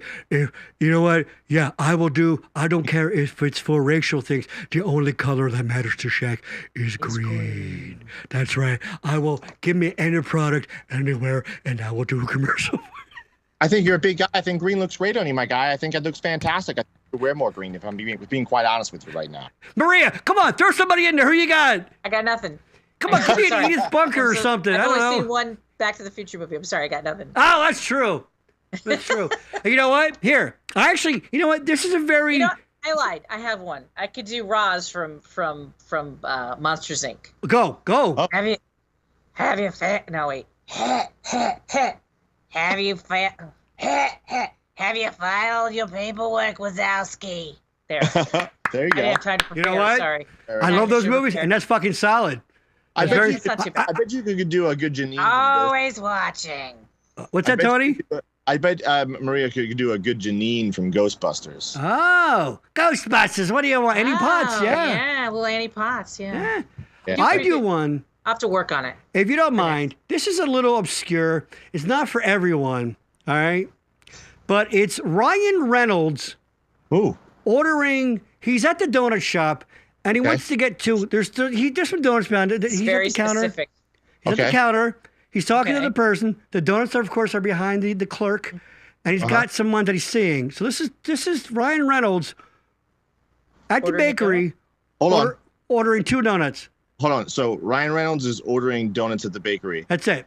Right. Could he be ordering the donuts from the person? Tony, this is not worth the build up. Let me get this over with. Why don't you? No. I'll be Wahlberg. Trust me. Go ahead. Just let me get this out of the way. I've already spent way too much time on this for what's going to be absolutely zero fucking payoff. In fact, if anything, you're making this harder and making it worse. You son of a bitch. All right. Vince Vaughn ordering two donuts at the bakery. You ready? Here we go. Okay. That's it. That's the impression. That's it. That's it. Trust me, the longer you were drawing that out, the more I was fucking going, Tony, shut the fuck up. Shut the fuck up, Tony. Let me get this lame-ass fucking non-impression. I was so excited to see You you. were do a so round excited. segment. You were so more excited than I could ever have been. We wanted to play, and you just. Yeah, I was like, okay, great. I'll be Mark Wahlberg, and you go. Ready? Say hi to your mom for me.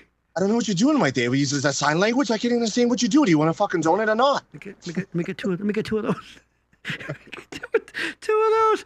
Oh, this is the worst. Why does anybody watch this thing? What are you, some type of fucking deaf guy wants a donut or something right now? There you go. Hold on. So, Lady Poopington, truth about the murder. Of course, as we know, Lady Poopington is my betrothed. And Barb talking about Tony. Yeah, absolutely. That's great. He's the best, dude. His fucking Vince Vaughn is stellar. Thanks, Barbara. I appreciate that. Hey, Barb, appreciate it. All right. That's it. We're going to wrap this up. It got late because you know why? It's always when you're having the most fun, right? Yep. Yeah. I think that's it. I was going to talk about how RFK Jr. came out and just casually mentioned that the CIA killed his fucking uncle, but and did you hear about that? He just came out and goes, "Oh yeah, the CIA killed fucking my uncle." And you know what the hell the world reacted? Yeah. Okay. That's it. The biggest, most important, one of the biggest events in political history in this country, and people were like, "Yeah, everybody." Yeah. Okay, so what? Nobody cared. Nobody fucking cared. So that's the world we live in now. All right, let's get some plugs in here. Oh, you know what I forgot to do? I mentioned Exeter Gutter, but I forgot to mention our good friends over at BRN Podcast. Hey, are you an individual, an organization, a company, maybe looking to reconnect with some customers and your fans after the pandemic? Well, look no farther as Tony takes the hit off his vape. BRN Podcast, all right? We can help you. You can get this level of professionalism. You can look and sound as good as Maria does. Well, you can't look as good as Maria because that's impossible. No one She's can. gorgeous. But you could have a podcast. There you go, right there. You can reach out to me, Gary at backroomnetwork.com. And there's my phone number, 610-698-5878. And as we say all the time, it's 2022. Don't fucking call me. Text me, okay? Just text me and go, hey, I'm interested. I'm a loudmouth. I got something to say. Yeah, I'm going to do a show about vaping. Well, you know what? Text me. And then guess what? I will get back to you. And then we'll talk on the phone. Because let's be honest, a lot of people call nowadays and you go, who is this? I don't want to answer the phone call. So I'm kidding. I will answer your call. So reach out. BRN Podcast, someone you know, maybe your nephew who wants to start the band and do the video that he's going to hire 3 Hive to do. Maybe he wants to start a podcast. I don't know. So reach out to us. I believe that's it. Hey, those in the Philly area, Jim Gardner does his last broadcast tomorrow on the news. So I don't remember when he wasn't. Maria, Maria grew up in coal cracker country. What networks did you get? Did you get the Philly stations or did you get like New Jersey ones? Well, we had our locals when we finally got cable. But what were the locals? Channel 17 was the only Philadelphia channel we got. So what were your ABCs and NBCs? WNEP. Out of WBRE. Out of Wilkes-Barre, Scranton. Wilkes-Barre, Scranton. Yeah, we had news companies, Gare. Yeah. So the great. Yeah, there you go. So all right. So let us know about New Year's Eve, switching to Thursdays, all that kind of stuff we talked about. Plow chops. Tony, we scratch the surface? We could do a marathon fucking show with you. You are such. We could have Tony on once a month. It'll be absolutely. Great. You know what? Maybe I don't like to get too, but Tony really truly is. I love you. I love you. I have like issues. I take like the antidepressants and all that, and you are. I call you human pot. You cheer me up. You have. You have an energy, you have a vibrance for life. You're not a quitter, you're a dreamer, and you're a go for it. And I want to tell you sincerely that my wife and I love, respect, and adore you to an embarrassing level. You are one of our absolute favorite people, and I am proud to call you my friend, and I will always be proud of you. And let's get that plug in one more time for 3 Hive. There it is, 3hive.com. Hold on. There you go. There it is. Check them out. Mouse is being weird. There you go. Some projects you want to work on, something you want to do. There you go, 3hive.com. My man Tony. There you go. Hey! Tony. Any last minute plugs, Tony? Anything you want to let people know about other than what we just talked about? Everyone at home, if you reach under your seat, there's actually keys to a Mercedes. You got a car. You got a car. Yeah. Merry Christmas to me. Great. Now you got to pay the taxes. That's all right. I'll No, deal but with seriously, that. Gary, everything, mutual respect to you. I love you, brother. It's been 25 years. I love you from the bottom of my heart. Thank you so much for having me on here. Thanks. I will Anytime. definitely be back again. Maria, Yay. so lovely to meet you. Yes, There you great go. to meet you too. There you go. Person one day. Herder, get well. We love you. Yes. Thank you, Tony. I'm going to cry. Stop it. We have to stop talking now because I'm going to cry. Yes, no. Everybody have I've a cried great on the holiday show before. season. I love you, Tony. You are one of my absolute favorite fucking people. And I like 6 people total. That's it. That's it. Same, yeah. I think that's it. Maria, any last thing, anything you want to talk about? Any well wishes you want to send out to the world? No, just any wanna say positivity? Merry Christmas, Happy Kwanzaa, Happy Hanukkah, Merry everything. Enjoy the holiday season, however you choose to celebrate it. However you If choose you to celebrate it with family, friends. Some people enjoy going low key and just doing it small. Awesome. Yep. Just enjoy whatever time you have. And don't be a whatever dick. holiday you have. Yeah, and style. Yeah, Be don't be good a to dick. people. That's right. I got a quick plug actually. If you're not doing anything Christmas Eve, go check out Go Go Gadget at Legends Live. Would that in be Reading. the December 24th? That'd be 23rd. You said? Christmas Eve. So the 23rd. The Yes. 23rd Oh. at Legends Live in Reading, Pennsylvania. Go check out Go Go Gadget. And where are they again? Legends Live. Legends Live. And they are a great band. I heard them, fucking a century ago when you were with them, but yeah, they are a professional band. Yes. This is not your jerk off nephew and his buddies. Nope. Trying to play a couple of fucking Ozzy tunes. No, they are entertainment for their deal. That's it. Yes, check us out on all the social media. Gary has friends starting next month. Again, we have got some fun and interesting guests lined up, some topics, but it is nothing without you. So thank you. Our loyal viewers and listeners, because we still do put this out as an audio podcast. I fucking love you guys. This is fun. It's always about conversation and friendship and coming together. That's the entire foundation and basis of the show. And you guys, and Maria, please, you know how I feel about you. Maria's my next wife. So exactly, virtual hug to everybody. Bring it in. I love you. Maria is the heart and Yes. soul of the show. And I couldn't ask for a better partner on the show. And that's it. So check us all out. And we should be back, I think, January 10th. I don't know. Keep watching social media. And I may or may not pop on for New Year's Eve. We'll see. I think that's it. So thank you, everybody. And we love you. And we'll see you next time. Where, Maria? In the back room. Boom. See ya.